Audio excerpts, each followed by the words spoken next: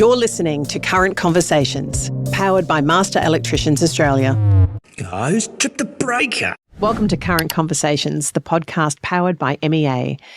You're listening along with me, your host, Kate Raymond, the CEO of Master Electricians Australia, and I'm here with Jordan from Master Electricians. And our guest today is Penny Corner, the CEO of the Master Plumbers Association of Queensland. Hey, Penny. So today we're going to be talking about Plumbers v Sparkies. Friendly rivalry, stereotypes versus reality. So it's kind of a typical rivalry on site, isn't it? Plumbers and Sparkies. What do we often hear on site? Jordan, what's some of the things you've heard? Well, certainly that, the plumber versus electrician. The electrician's never seen the end of a broom because they never clean up after themselves, that sort of thing. I see there's quite a lot of content on, the TikToks and the Reels about this rivalry. It goes off, if you want to do your own sort of private research in your bathroom, wherever you research. You certainly get some there, I think. Some shtick. There is a lot of plumbers out there that always stick it to the Sparkies. They just can't help themselves. And I've seen got the Reels, got to call the Sparky and he turns up in the sports car with the water gets paid the water cash just for plugging in the power, things like that. Yeah. Where's this stem from? I don't know. I think it's just been a long history of ongoing banter between the two trades. They're quite competitive, I think. So banter, want to touch on that. It's really common in the construction industry. It's probably common in a lot of industries, but it's common in the construction industry. And NAWIC, the National Association of Women in Construction, actually released a report quite recently about microaggressions. And part of that is around things that, might be banter. And that was in the context of women on site. But in the context of putting down someone on site, banter can be damaging, right? Totally. It becomes a slippery slope, especially if you get into one-upsmanship or womansship about personship. Because people, if you get got, then you want to get the person, and then that can also escalate into things like pranks and, obviously full-blown conflicts on site, and they can seemingly spark out of nowhere, but reality is it didn't come from nowhere. It came from something. It was either misconceived, misheard, or it was inappropriate and it just took it too far.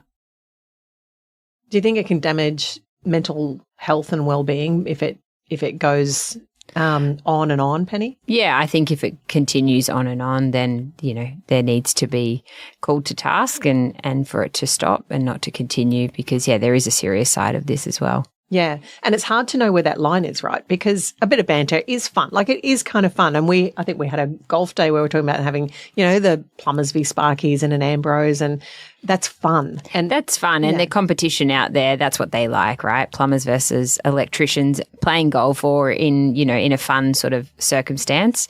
But I think in a serious sense, it doesn't sort of move past that. Yeah. And when people talk, if people go on about plumbers, you're like, or you're the shit eaters and, you're wade through shit all the time and that kind of thing. That can't be a nice feeling to always have people talk about you in that manner. No. And I think sometimes plumbers retaliate in those circumstances and provide their comment to electricians that perhaps won't be as favourable.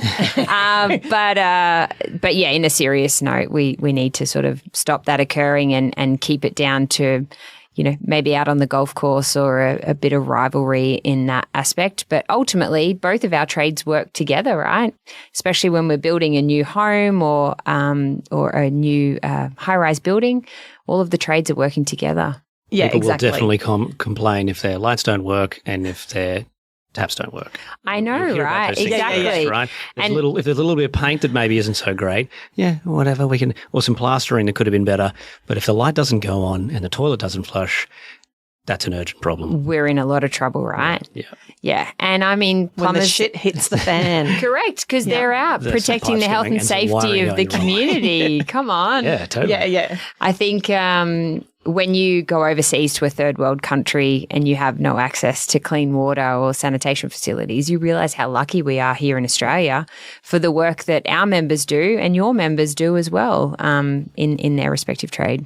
And it's tough, right? When they're on site and, trades are out there building all of the infrastructure around us that we take for granted mostly. You know, we mostly take working safe electricity and safe water in our lives for granted. But there's people who work really, really hard to actually make all of that happen. And they're working alongside each other all towards the same common goal. Correct. And we saw that during COVID, right? Our trades were the ones that were out there continuing to be able to work as frontline workers, protecting the health and safety of the community and going out to people's homes when they needed it. And that's because they're so important in terms of the work that they do.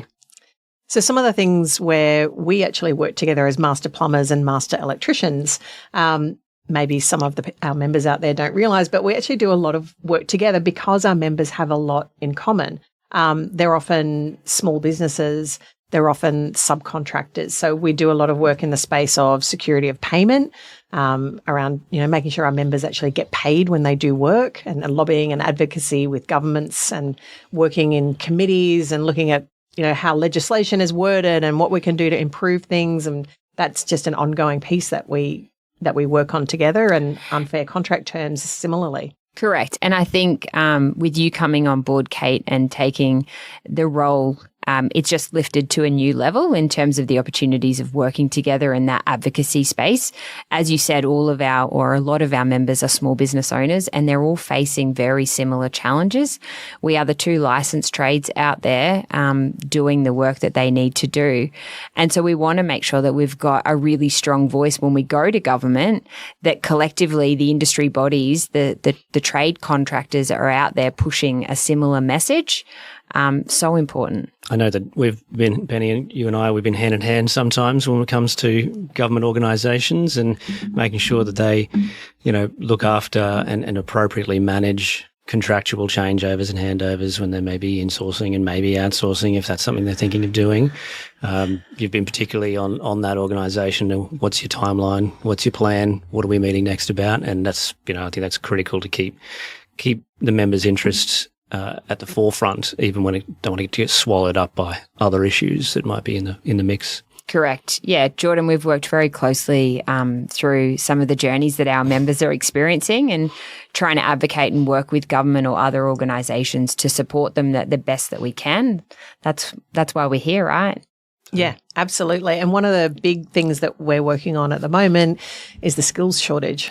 Skill shortage is a massive issue out there, and probably what you hear from your members in regional Queensland, it's definitely harder than in southeast Queensland. And we're hearing some stories where the husband might be a plumber, and now the wife or the son and the daughter are taking up an apprenticeship to be able to get into the industry, so that they've got a sustainable business moving forward, because they are really struggling to find licensed plumbers and I'm sure electricians in those areas. Yeah, absolutely. Yeah, regional areas. And it's a problem around Australia, actually. It's a problem for our country because we want to do so much at the moment. We want to have our big projects, our schools and our hospitals, our roads, new estates, housing. We've got a huge pipeline of housing that we're wanting to build. And then there's renewable energy projects as well for our sector, and hydrogen and the like, involving plumbing. Mining continues. Nothing's kind of slowing down in that sense. And we haven't kept up with the pipeline of workers coming in for what's needed. Correct. And I think we hosted a roundtable recently with our members where we brought them together and we said to them, are you hiring apprentices? Are you getting calls from people wanting to be apprentices? And the feedback from members was, in southeast Queensland, we are getting calls probably 3 times a week from people that want to be a plumbing apprentice. So that's fantastic. Yeah. The interest is out there from school leavers or those people seeking a career change. But it's really the employers that want to put on more apprentices, but it's such a cost to the business, especially in the first and second year of their apprenticeship as well. And so the government, as one of their election commitments, announced a pilot program for 2,000 apprentices to be able to get some funding while the apprentices going to college. And we welcome that support. Anything that government or industry can provide to help encourage more apprentices into our trade, but helping support employers as part of that process is key. Yeah, absolutely. And just clarify, that's so that's the new Queensland LNP government who made that announcement just in the lead up to the election. Just on the support for the business, I often raise the point when I meet with politicians and other stakeholders around small business does a lot of the heavy lifting in terms of employing apprentices and making sure there's a pipeline of workforce in our trades. The biggest employer, I believe, overall. So they're doing a lot of that. They don't actually get that much support really from government. Like there's kind of bits and pieces around, you can get some payroll relief if you have an apprentice and the pilot program that you just mentioned. But what kind of happens, or what's happening at the moment that we're hearing from our members, is that the small business is engaging the apprentice and they're getting through first, second year. And then when they get to around the third year, when they're more useful, they've been trained for a couple of years, that's when they're getting poached to, well, we call it poaching, but others would object to that term. But from our members' perspective, they're offered opportunities. It's a free labour market. It is a free labour market, but they're being enticed, perhaps. They can't compete, basically. Yeah, small business can't compete with the wages on really big projects. So that's a kick in the guts for the small business employer of the apprentice. And it's something that impacts our sector more than others, I think. Definitely impacts our sector immensely. Yeah. So what can I guess what are the solutions there? So South Australia has a model where they pay, there's a requirement to sort of pay the business. If an apprentice transfers from one employer to another employer to take up their apprenticeship with that employer, there can be a cost. I'm not going to call it a fine or a penalty. It's not associated with that. It's a cost to transferring. It's like an opportunity cost for the business losing that apprentice, and it can be up to $8,000. We haven't seen too many examples of where that's been enforced, but it does have some merit as a concept to help that business, recoup and start again, because, with most employees, when you bring them on, they don't hit the ground running, and it's not productivity all at one go. You've got a time to recover that return on that investment for onboarding them in the first place. Doubly so for an apprentice who you're training, or maybe triple or quadruple, for an apprentice who you're training who doesn't know necessarily anything yet, and now you're having to put them through. You lose a lot from as an employer, just as you say, Kate, when they were about to become more productive and return on that investment. Where's the opportunity for that business to start again? Do they go backwards? That's a big problem. Yeah. And it's been put to me that, the business didn't have to pay very high wages for the first and second year. But I think what is not being understood there is that the business is really spending a lot of time training someone who has very little knowledge. Yeah, it's not just the apprentice that's perhaps not as productive as they will be when they're better trained. It's also the supervisor, the person supervising the apprentice. Yeah, to making sure that they have the right skills and knowledge in terms of training the trainer or training the apprentice, because they might not have been taught how to train somebody else as well. And just the sheer, we're going to install a thing, whatever that is, plumbing or electrical, doesn't really matter. We're going to install a thing. A tradesperson on their own, skilled, might knock it out in half an hour. For reseating a tap, if I give a plumbing example, give that a try. But if you're trying to show an apprentice that, it might take an hour to do that. And you've now absorbed the cost of a tradesperson, and you're paying for the cost of the apprentice to do a job that's a 30-minute job. As you would expect, I can't imagine a business is going to get much return on a 30-minute job from a domestic customer. There's going to be a small margin there. Where's the apprentice cost in there? Where's the supervising tradesperson's time in that? There isn't any. And the only one who can really help with that, we would say, is going to be some more pilot programs like that with government assistance, right?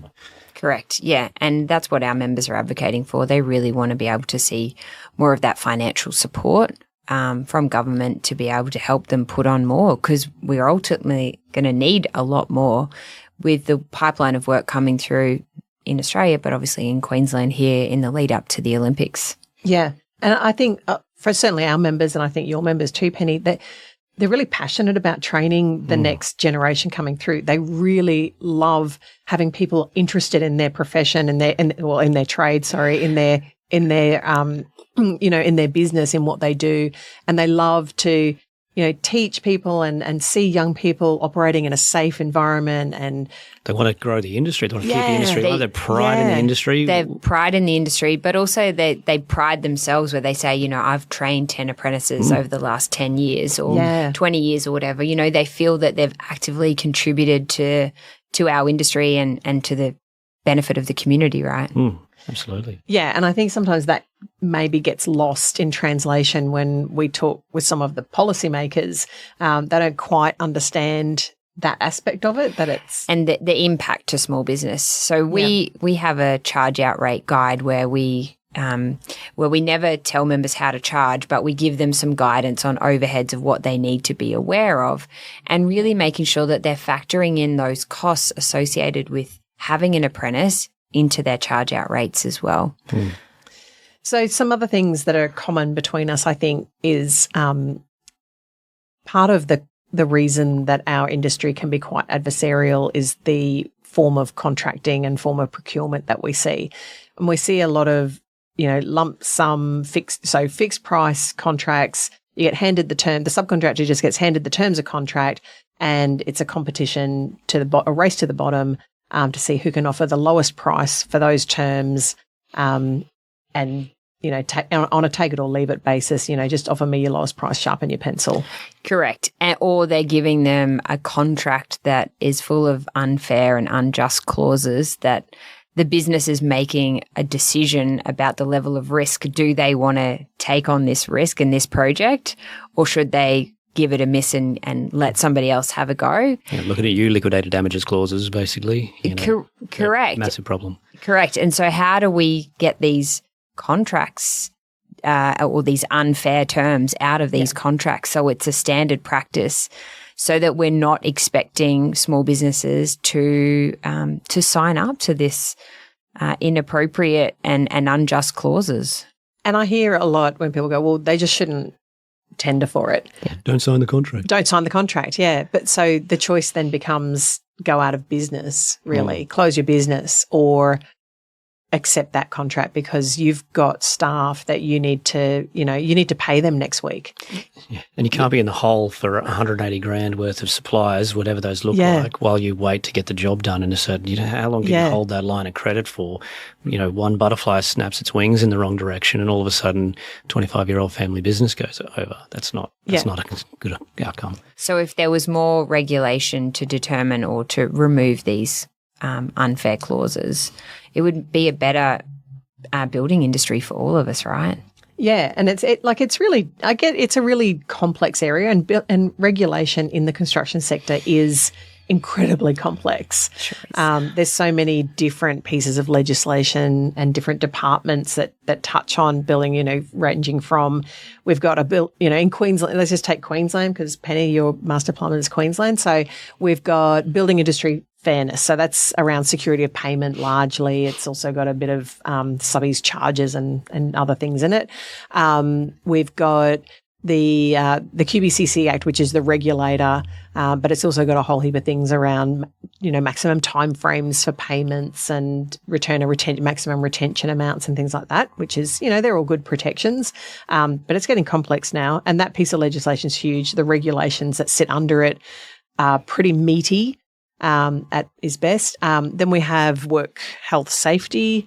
And we've also got the I think they're part of the Australian consumer law provisions around unfair contracts of certain values. They've continued to expand. I can't remember if it was the 9th of November last year or the year before last year, where they expanded further out. And we'd like to see more effect of that because there's some good changes there. Agreed. We really want to see them actually. But it's the mechanism, right? Because we're relying on parties going to court. Yeah. So if you want to take something and say that's unfair, so to go to court, you need hundreds of thousands of dollars. And even if you win, you will never get all of it back because, you only get part of your cost back even if you win.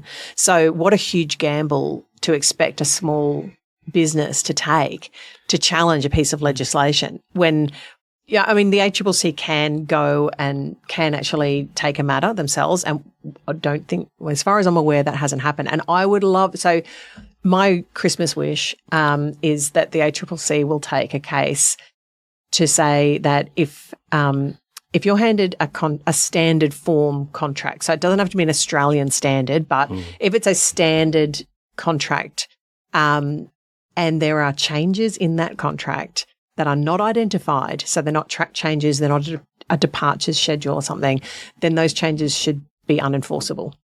So I would love the ACCC to go and seek a judgment declaring those changes to be unfair. There's another problem as well. Even if you found $100K to take on a court case for potential to get a bit back, you lose a commercial relationship in a net. Well, we're not going to give a contract to old mate again because they'll just try and take you to court for wanting to get paid. What a concept. And not just that commercial relationship, but probably all future commercial relationships, which was a big issue, Penny, a few years back around deciding whether or not to publish adjudication decisions. Correct. Yeah. And so, I mean, we need to look at what avenues that we have to potentially make some changes to these unfair and unjust terms that are out there. It shouldn't be up to the contractor to be the one that has to actively go and dob. You know, we have the money owed complaint with the QBCC, the regulator here in Queensland. So you can go and dob in if somebody hasn't paid you. But then there's always that fear of their retaliation or they're never going to. Where if it was more proactive, if it was more a proactive compliance piece, that the regulator was out actively looking at different organisations, it may have a different impact. Having said that, I think no one should feel bad to go and say, hey, you haven't paid me, you know, like that shouldn't be, it is, I get it, it is. But we've got to move. We've got to get to a point where if you don't pay someone, you're the bad person, not the person who actually went and tried to get paid. Correct. I mean, it wouldn't hurt maybe if government contracts themselves, you know, start there. Yeah. What an idea. And it would be, I doubt I'm the first. It would be great if government was leading by example, right? And then it gives industry the ability to follow. Yeah, exactly. And so one area I think government could potentially lead would be prolongation costs.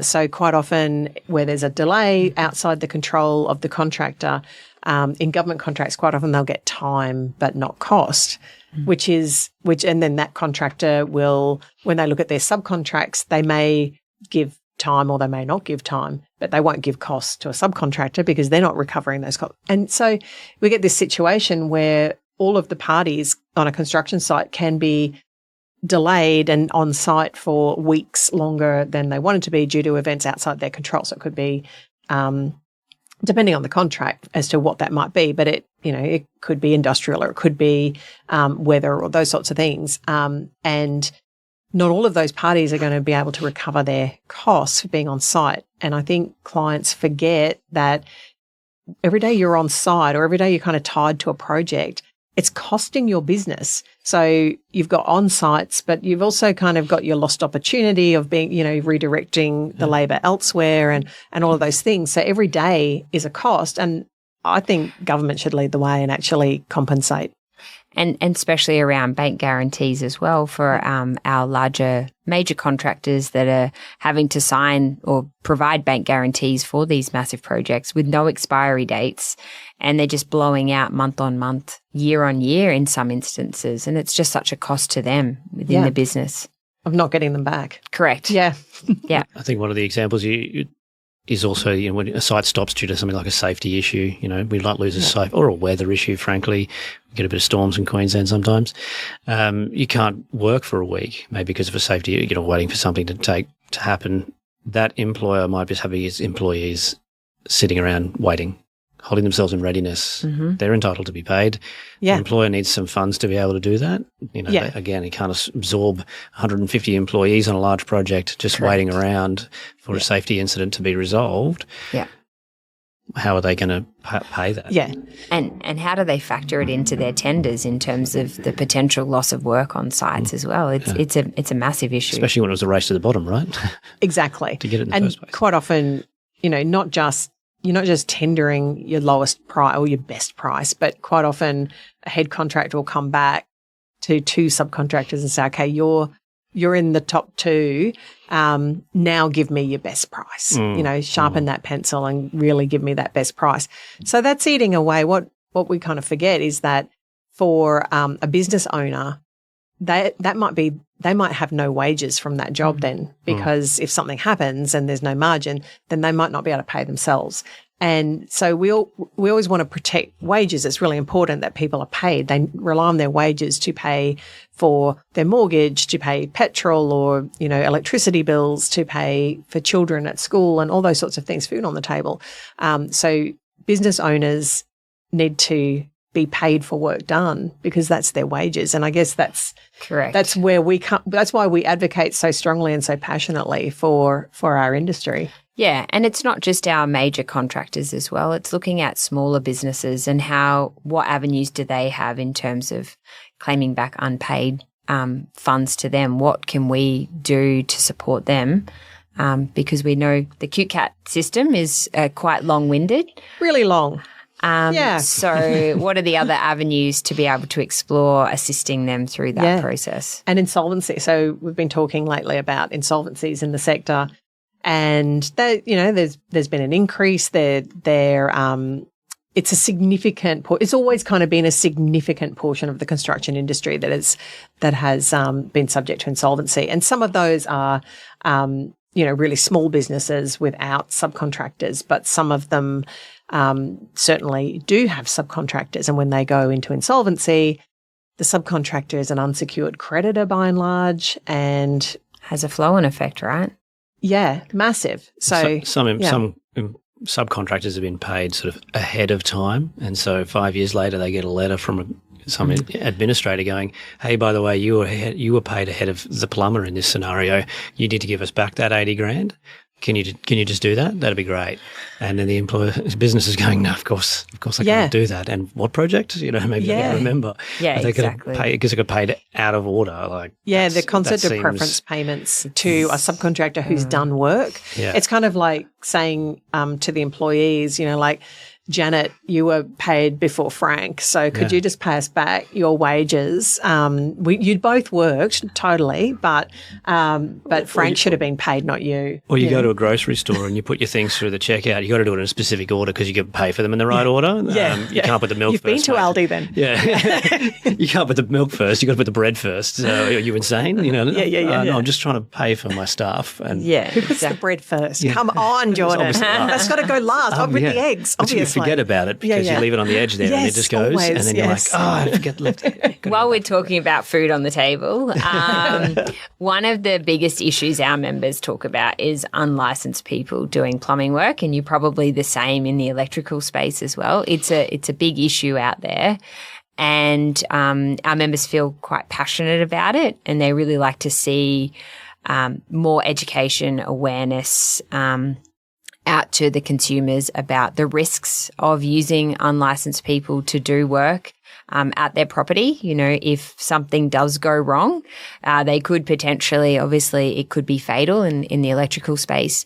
They could contaminate, a water source and cause ill health to the community or to their neighbours, which is obviously a concern.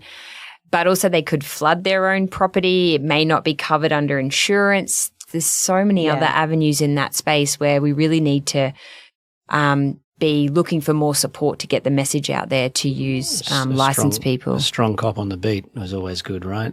Frankly, people getting appropriately hauled over the coals if they do the wrong thing. And found. Part of the problem is detecting it. So education for homeowners to know to look and check that license, which brings me to our fact or fiction question for the episode.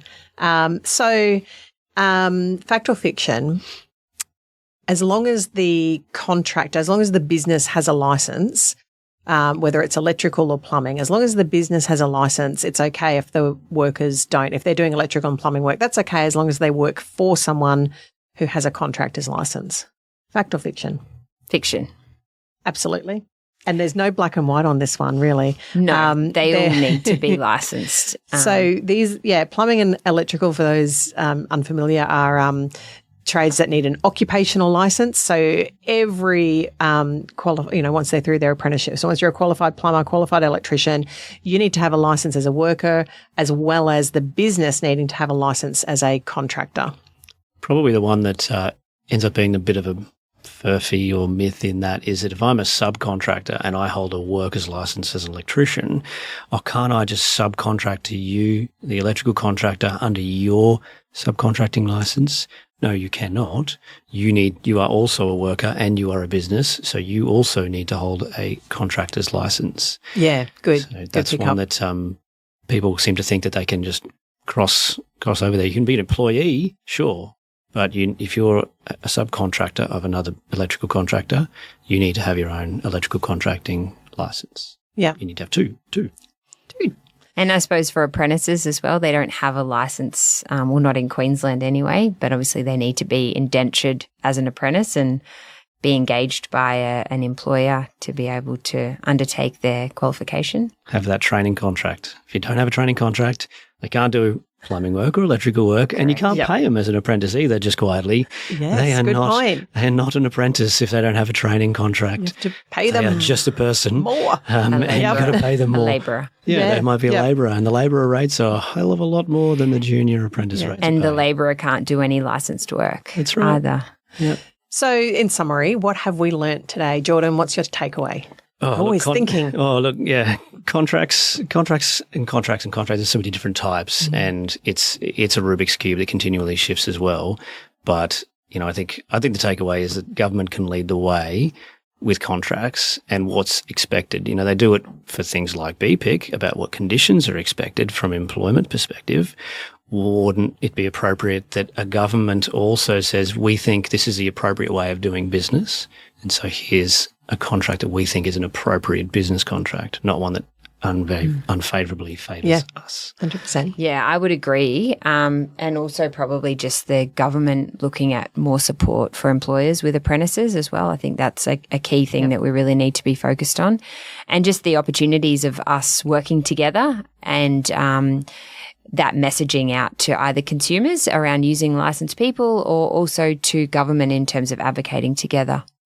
I think for me, it's that there might be a lot of banter and competition between the trades, but we actually have a lot more in common than differences. So working together is the key. Sounds great. Thank you, Kate. Thanks for joining us, Penny. Thank you. Thanks for listening. To find out more about who we are, how we help the industry, and how we can help you, head to our website or give us a call. Stay current with current conversations.